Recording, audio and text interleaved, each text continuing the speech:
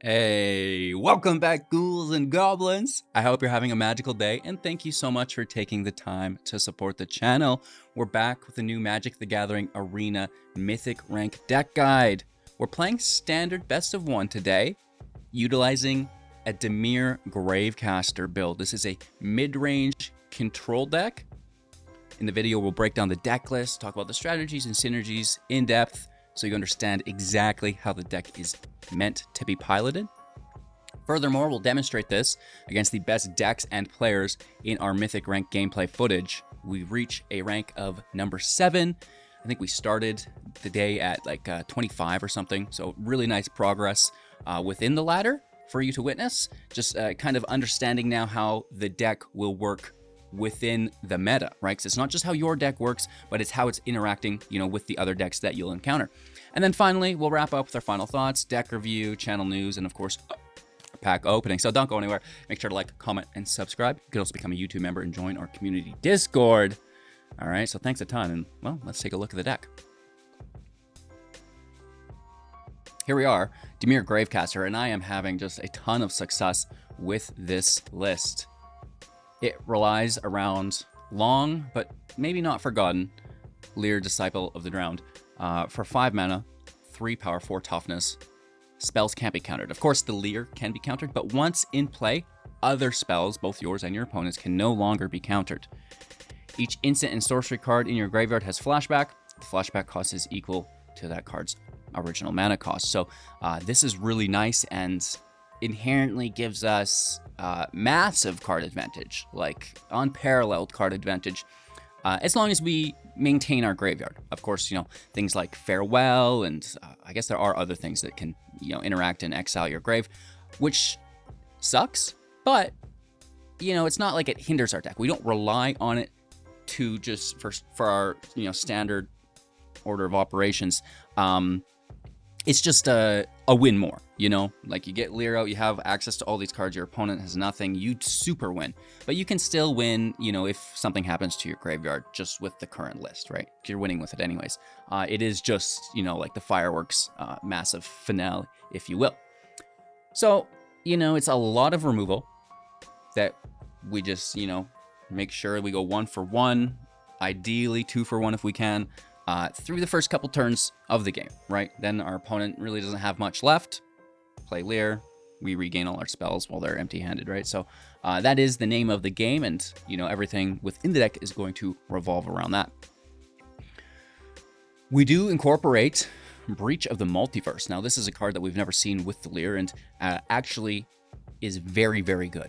For 7 mana at sorcery speed, each player is going to mill 10 cards. Then for each player, choose a creature or planeswalker card in that player's graveyard. Put those cards into the battlefield under your control. Then each creature you control becomes a Phyrexian, which is irrelevant. But it's sorcery speed, so that's nice. Each player mills, so we are milling ourselves, which will increase our spell availability of cards in the grave, while simultaneously pulling a Lyre from our milled cards, granting us access to those milled cards, right, from the grave to recast, and which the Breach will be one of, which is quite nice, right? So that's really cool, and then we're going to gain access to some of our opponent's goodies there as well.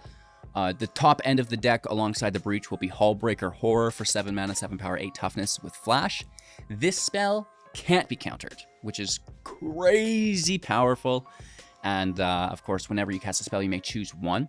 Return target spell you don't control to its owner's hands, so that's, on the stack. Or return target non-land permanent to its owner's hand, and that's going to be something in the battlefield.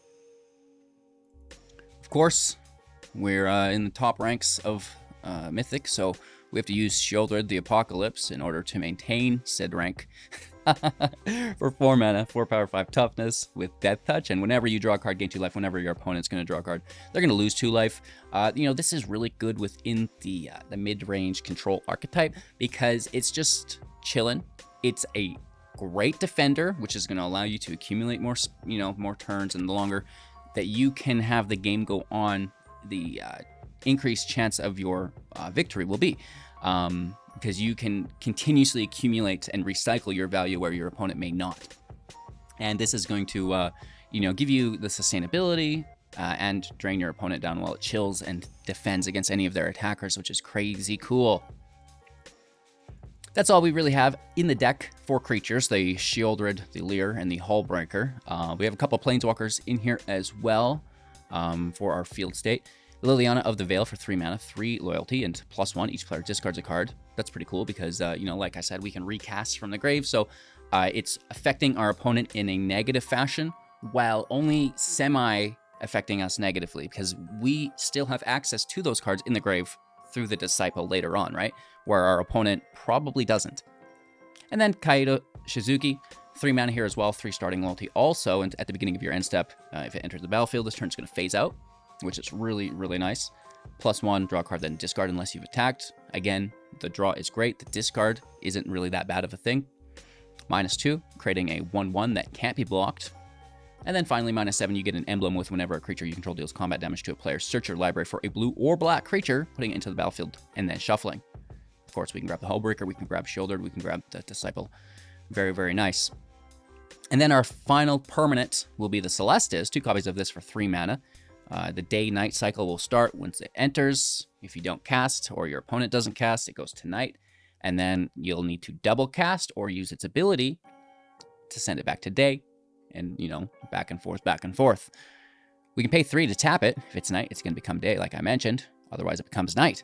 Activate as sorcery, and whenever day becomes night and night becomes day, you gain 1 life, and you may draw a card. If you do, discard a card. Gaining life, great. Drawing cards, phenomenal. Discarding cards, not that bad of a thing for us, right? So it really works well within the deck. And then it's a ton of removal and draw-based interaction, right? So let's talk about our draw first. 2 copies of Hostile Negotiations for 4 mana instant speed. Exile the top 3 cards of your library in a face-up pile, and then exile another 3 in a face-down pile. You get to choose which ones face up, which ones face down, of course. And then your opponent's going to look at those, and they're going to give you 1 to your hand and 1 pile to your grave. So you're basically drawing 3 cards, which is pretty crazy. You do lose 3 life within the process, but we're filling our grave with those other 3 cards, and you know that's not that bad. It's actually pretty good, right? We're also going to have a copy of Memory Deluge in the deck for 4 mana instant speed, looking at the top X, where X is the amount of mana. So first time you cast it for 4. Next time you can choose for 7 or for 4 if you have the Disciple in play. And then putting 2 of those cards into your hand, the rest in the bottom of your library in random order, right? So just really good recastable draw. And then finally, Moment of Truth for 2 mana instant speed, looking at the top 3 cards of your library, 1 in hand, 1 in grave, 1 in your library. Draw is, well, looking at the top 3, first of all, is really good. Drawing is great. Into your graveyard's not that bad because we're recasting, plus the truth goes to our grave as well. And then just 1 back to the library for later, right? So that's going to be, you know, a lot of our value. We do also have a Scry through Fading Hope as a tempo play to return target creature to its owner's hand if its mana value is 3 or less. Scry 1. Very good for early game tempo to maintain, you know, a safe place for yourself so you're not losing the match too early. But also, you know, it's great to protect your Leer, Disciple of Drowned. If, you know, they're targeting it with removal, bounce it back to your hand. Recast it, gain access to your grave for next turn, right? And then it's a bunch of removal. First, let's start with Make Disappear, Casualty. If the Disciple's in play, you can't counter spells. Remember this, but you can't casualty your Disciple. Not the best thing to do, but, you know, dire times and all. Of course, counter spell unless they pay 2. Casualty will copy it. And then finally, hard removal. Cut down, destroy target creature with total power and toughness 5 or less. Instant speed for 1. March of the Wretched Sorrow, instant speed for 1 plus X. You can exile black cards from your hand to reduce the casting cost of this card by 2 for each card exiled this way. And then it's going to deal X damage to target creature or planeswalker, and you gain X life. The life gain here is really great, and the fact that we can cast it early game, then play the Leer, and then cast it late game is really, really good, and helps us get around, you know, sometimes like the loss of life here. It's not just that helps us. You know, we also have, like I said, the Celestus and Sheoldred to help us gain life throughout the process. Sheoldred's Edict for 2 mana, choose 1 at instant speed, sacrifice non-token creature, sacrifice token creature, sacrifice planeswalker, right? So really good coverage on the field there. Go for the Throat also for 2 mana at instant speed, destroying non-target creature. And Path of Peril as our field wipe for 3 mana, sorcery speed, destroying all creatures with mana value 2 or less. If we have the Celestus or a Rafine's Tower, we can cleave it for 6 to just destroy all creatures. Great news. Pile on for 4 mana, instant speed with Convoke. Destroy target creature or planeswalker. Surveil 2. I like the Surveil. Looking at the top 2 cards of our library, choosing to leave them there or putting them into the grave, right? Very, very nice. That is the deck. We do have Soaring City and Abandoned Mire as utility land alongside our Mirix, which is so good within any control deck right now. Very, very nice. 2 copies of the field, 2 copies of our tower, 4 marshes, 4 shores, just for that mana consistency there, right? So a very, very nice deck. Like I said, that we're having really, really nice amounts of success with as well. So enjoy today's gameplay footage. Like I said, don't go anywhere because we're going to tear into a pack and talk about all things Magic when we come back. Thanks again. Like, comment, subscribe. All right, we go first. Let's play Swamp. I don't even know if our opponent's here. We got roped off the start, but it seems like a suspect start. Really? That's brutal. Very bad.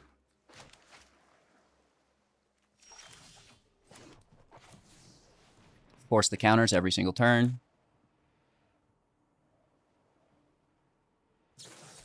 Yep.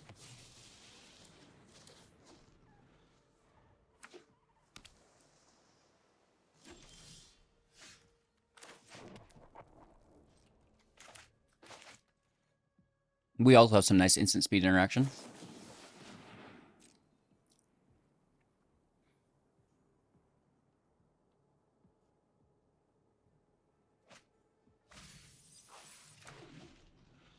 I quite enjoy Moment of Truth.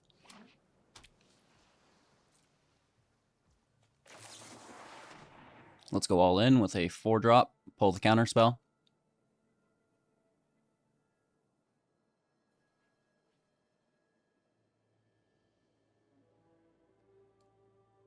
He's potentially draw 3, right? So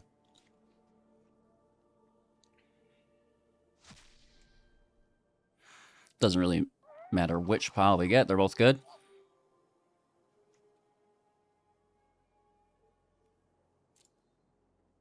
I want the face down pile, so we turn, you know, the other up. Both have lands, so we're good.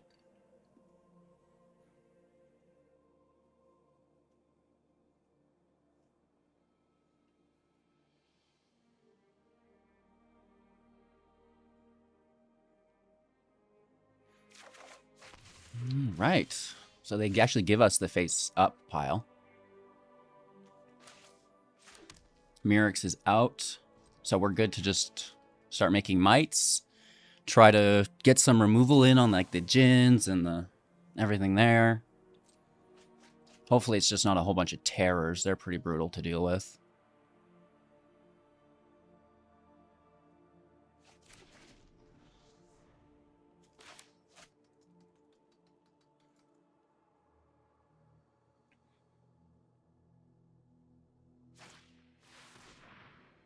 Well, there's the first. I guess we'll just remove it here.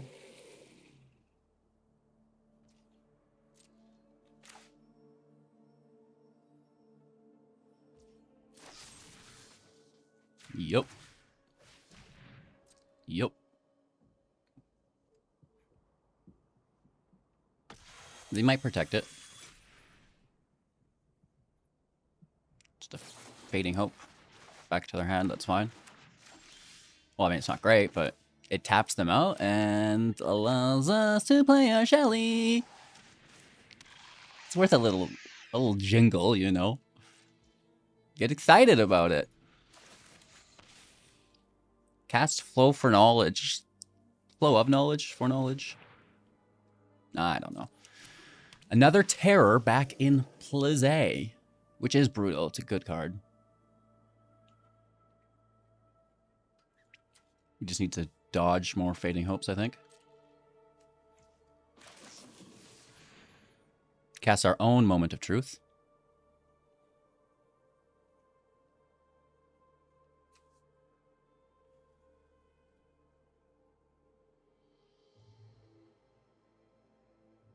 That counterspell is good. But so is Memory Deluge. Memory Deluge to the graveyard.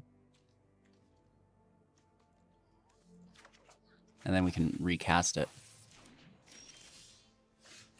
Right?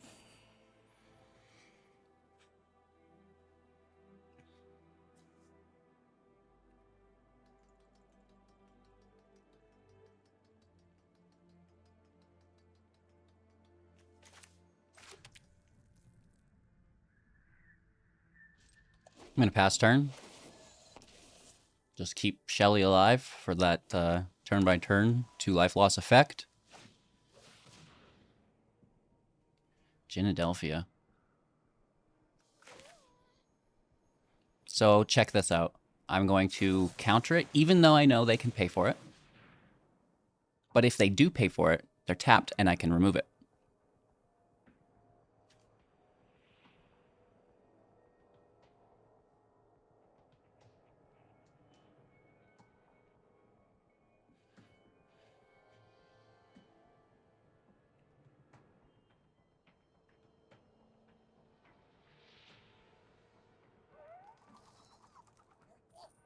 Mono blue deck, of course, gets upset when you play a counterspell, right?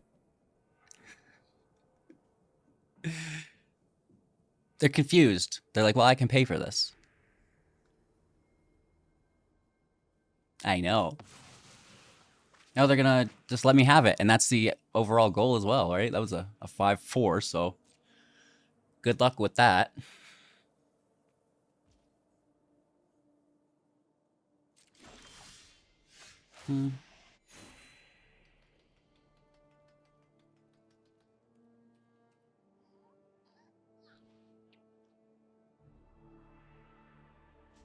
I have to set the stop. I think I forgot to make a mite. I don't want to forget those mites. I think we might have forgot last turn.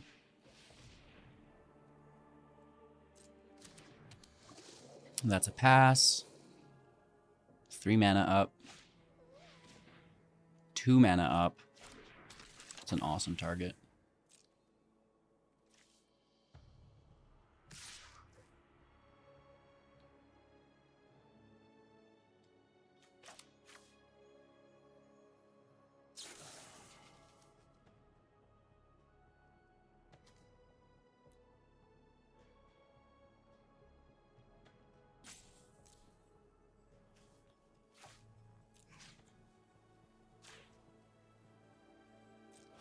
We can play the ward. It might be a counterspell. And they should do something because the life gain, right? Oh, nice.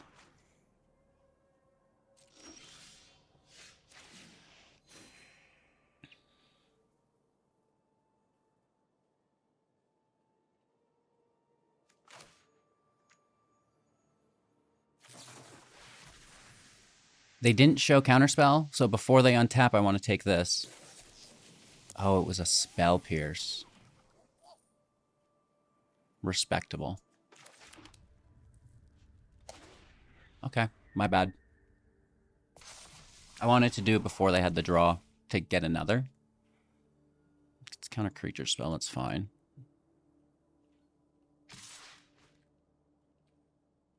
No blocks, we have lots of life.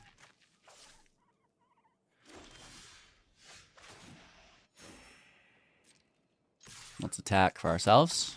They have far less life than we do. In turn, put our stop for the might. Down to 6, that's enjoyable.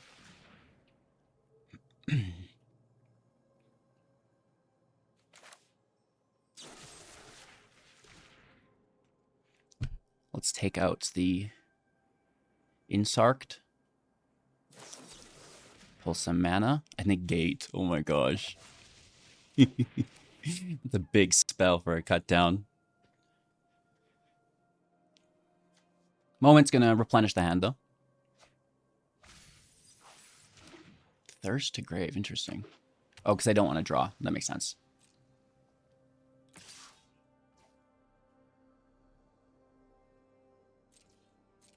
Okay. Make the might. Take our turn. Oh my god, Becky. Look at that Hull Breaker. It's just so can't be countered. So I want to take lethal. But I also just want to slam this Hullbreaker Horror and win with the, you know, style points.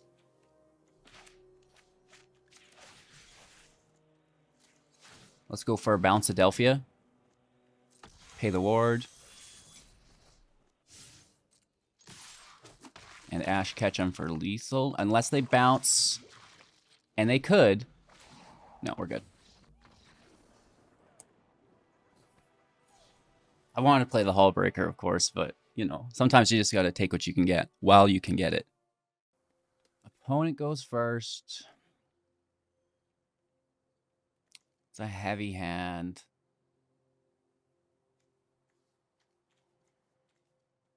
Only 2 land. 1 spell. Heck, we'll draw land. Thank you. What is that? 5 more, please. What? War 2. War 2.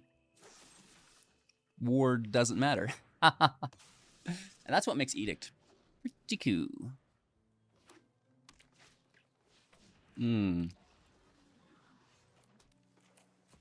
Good start.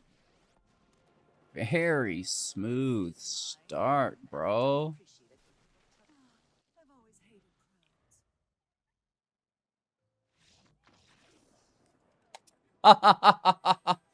Oh, no. No, no, no. Not like this. All right, opponent's going to go first. Bad land.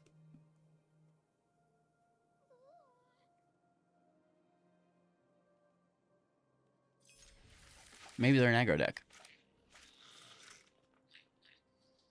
Mirix can Truth for another island.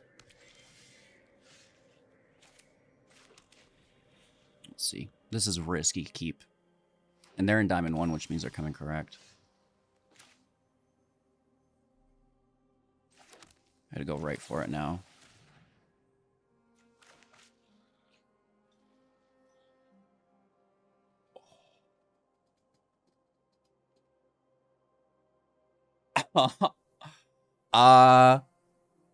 Okay.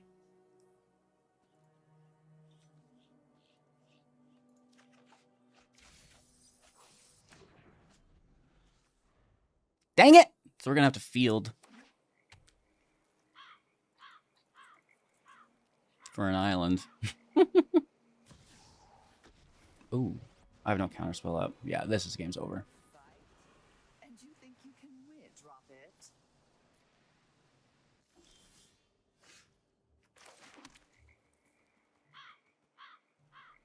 Lily is gonna walk away with this. I need an Edict. Slow off the start, couldn't hold up counter magic. That's how she goes, boys.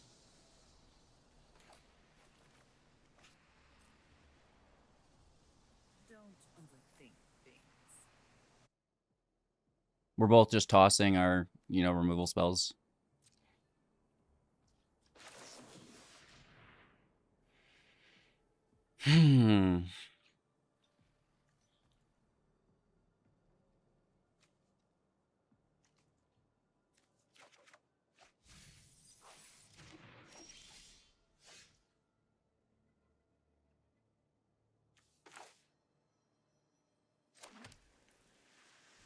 We can't Shelly. Dies immediately to a Lily minus.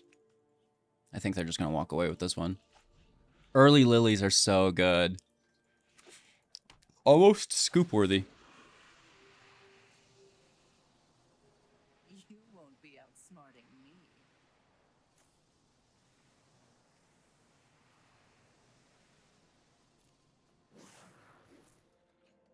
Not impressed, opponent.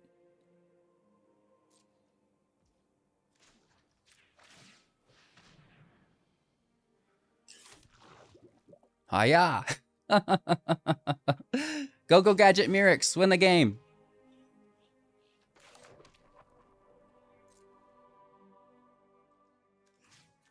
Sometimes that's all it takes.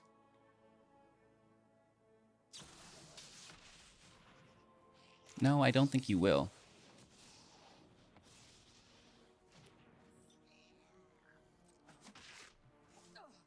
I really don't have time for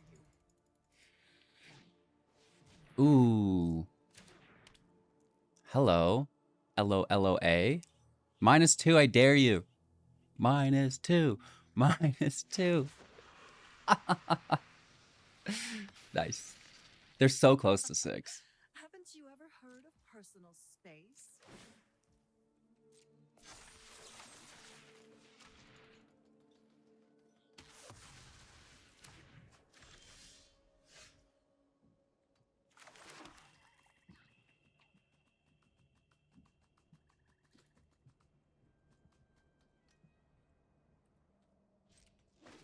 Can't play Shelly yet.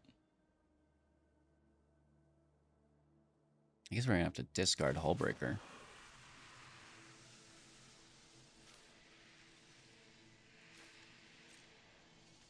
Or just get that 7th land next turn. Flash in the breaker end step, slam Shelly. Or, sorry, Lily.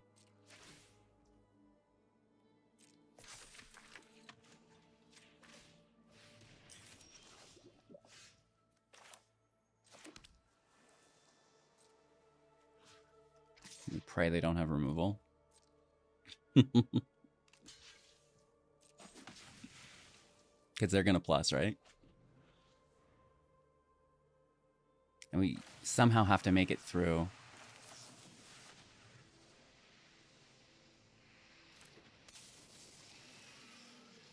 Do they have removal in hand? They toss a land, make a creature. Yes!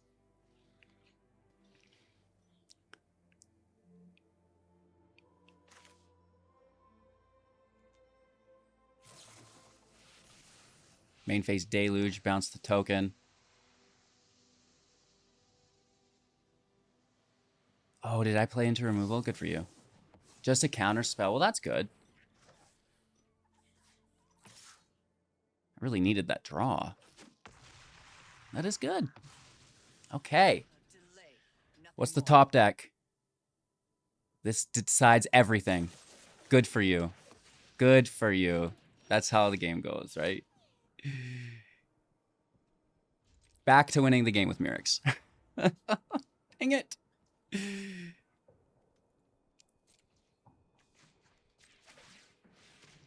We got rid of that frickin' Lily, though, and that was important. Ooh. That is a hot pickup.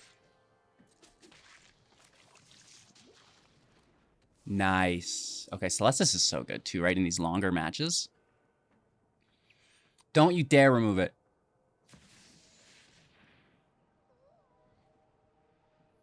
That's not bad. But they're tapped. Don't feel bad when you lose. I'm quite a tough opponent. Which is bad. So I'm just going to make another Mirix, and then I'll deal with everything on our main phase. Who's that handsome devil?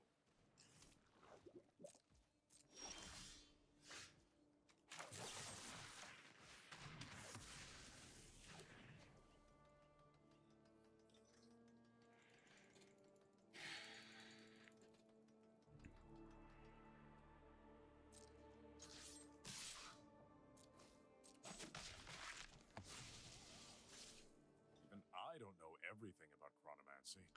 Keep the land for Mirix. Oh, sorry, not Mirix, the Celestus.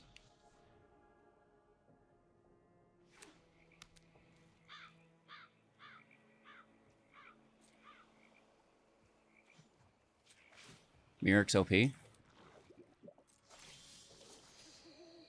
Toss the land like we talked about. No! Come on! Sit for 3.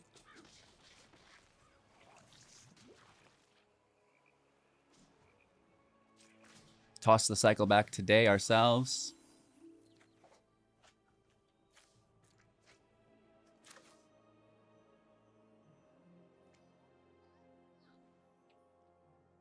Yep.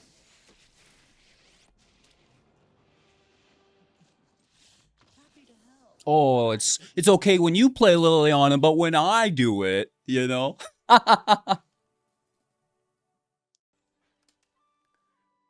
Going first, keeping 7. You know, it's not a great hand, but it is there.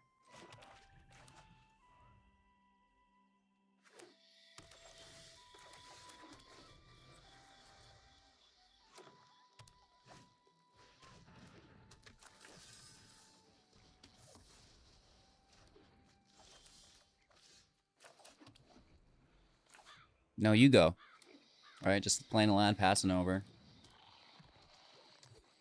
Let's take a scry here. Looking for like a Sheoldred or something, maybe.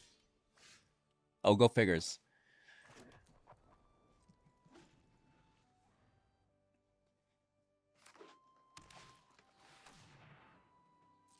All right, maybe we'll take it this time.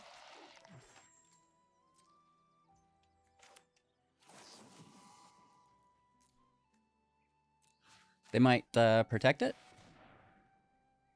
It's not uncommon. We get it. It's a draw engine, so I think it's worth taking. No land. Kind of, you know, the one goes too slow, right?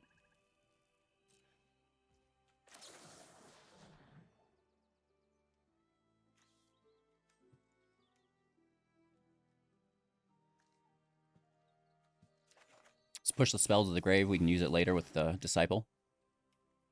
Just increases our card availability throughout the latter half of the match. No land. Damn, bro.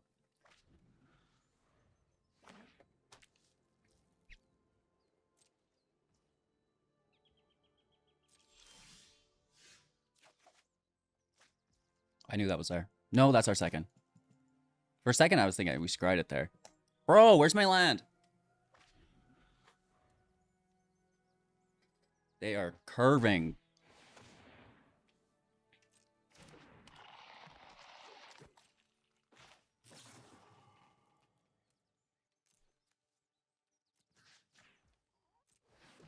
Just grab some more life again. I mean, at least it's something, Mac.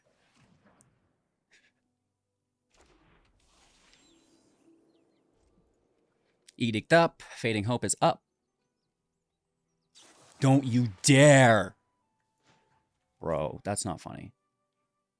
Red for anger.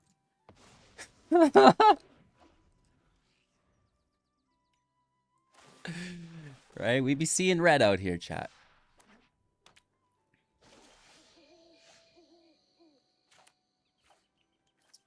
I'm gonna do this now to get the land.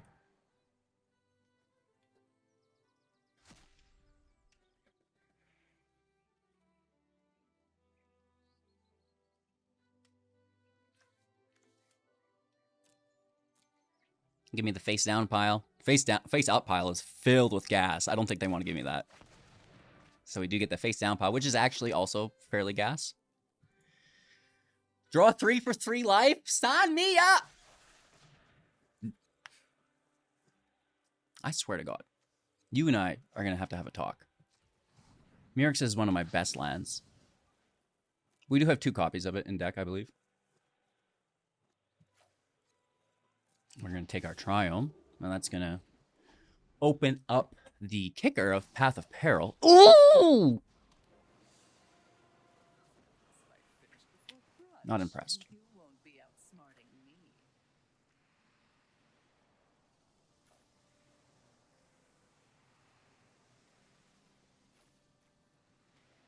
I might regret this.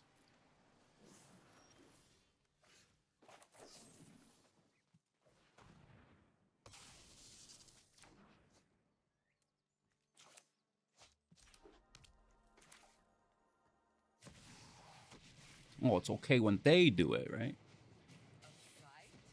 And you think you can win? We all have things we'd rather forget.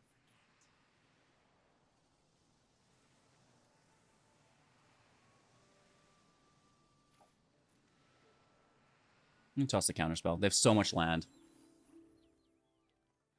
I think Fading Hope's a little bit better. Oh, that's good against us. They take the Leer. Not the best play.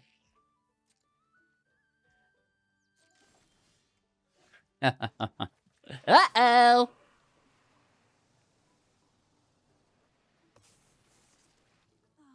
I've always hated crowds. Hello, hello, hello, hey!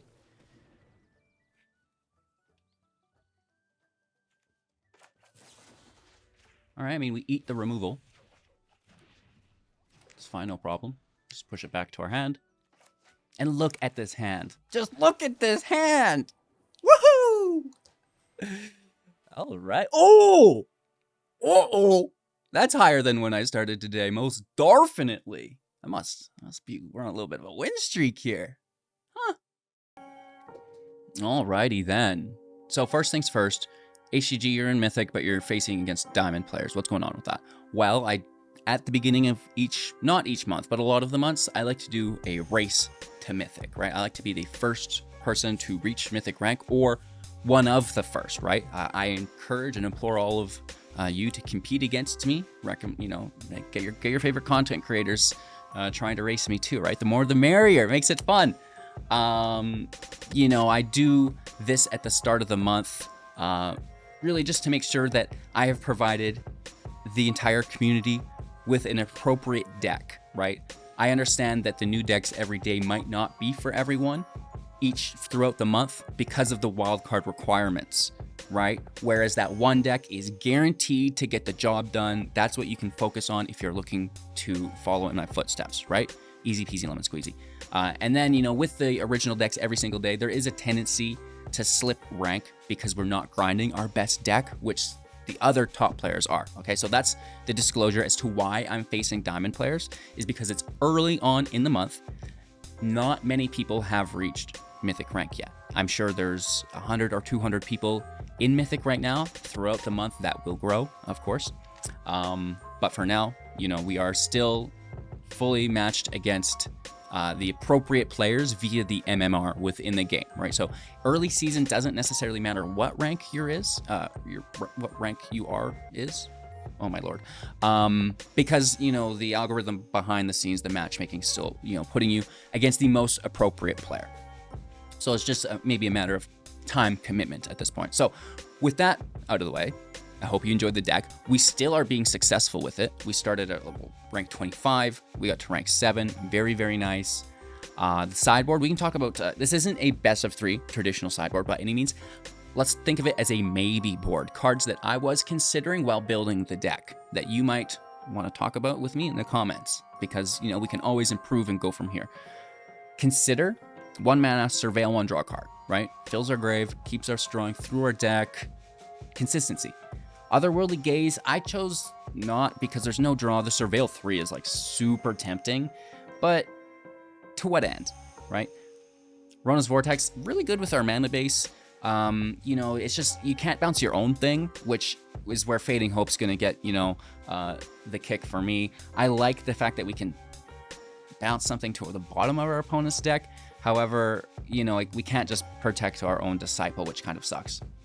Mastermind works really good with the build, additional draw. The flash works well with our removal and stuff. So I just wish I could find a spot in the deck for this. That's a card I'd really like to put in. Siphon's Insight, a card that I don't really like, but I see others, operate with success. Grabbing your opponent's cards, why not just play your own deck? But it's in the right colors. It's instant speed, can generate maybe some card advantage. The Tainted Indulgence, I think, is actually really good in the deck. Moment of Truth may be better. It's a maybe board for consideration. I think it fits well in here because we're filling our grave, and draw 2 cards is pretty cool, and this card's not the worst, right? Malfunction is an alternative field wipe to the Path of Peril, -2/-2 on all creatures if they die exile. Additional Deluge, which we actually did end up putting in the deck. Soaring, card advantage, life gain, maybe a finisher. It just wasn't as synergistic enough as we needed it. Maybe in a different kind of control deck, but maybe not within the Disciple variant. Teferi, again, we love the draw. The token's cool, but we couldn't justify it. Gix's Command, we really do like. The field wipe, bringing some creatures like the Disciple back. Very nice. Some life gain if we need to, and all that. And then, with the other Planeswalkers, you know, great card, but maybe we shouldn't run it. Vraska. So, you know, it's hard when a color combination like Dimir has so many good cards that we want to run. But sometimes it's just a different deck, right? And I do think that would just be a Super Friends or Planeswalker based control deck with the Soaring, the Teferi, the Vraska. And here we just focus on the Hullbreaker, right? Because it fits a little bit better because there's so much instant speed spells to cast to trigger that ability, right? Woof! Okay, so, you know, that's that. We're going to tear into the pack now. Of course, don't forget to like, comment, and subscribe to the channel. It is a massive help to my journey as a content creator, and I truly appreciate it. Thank you all so much. All right, let's get into this. This is a March of the Machine epilogue booster. Of course, if you guys haven't seen all those bars of death, if you haven't seen the Lord of the Rings playlist yet, I've opened 24 packs, 2 complete booster boxes in search of some goodies. And of course, that one ring was now pulled and discovered. Congratulations. That is, you know, like once in a lifetime, once in all of our lifetimes, you know. Wow, what an experience. But there's still plenty of other rings and goodies to find. Now we're just waiting to see if the price of these boxes drop. However, I've done, you know, ROI on them, so you can check that out as well. The Leyline Immersion as a rare, that's really nice. Holographic Coppercoat Vanguard. It's crazy how much of these you pull because the set is so small that you're almost always getting them, right? And they're pretty good cards too. So we get a Phyrexian token here as well. So, you know, that Holographic Vanguard, the Leyline Immersion, which is probably better. Pretty janky card, let's be honest, but it's fun nonetheless. So with that being said, thank you for watching, taking the time. I hope you have a magical day. We'll see you soon in the next. Like, comment, subscribe, and, you know, cheers.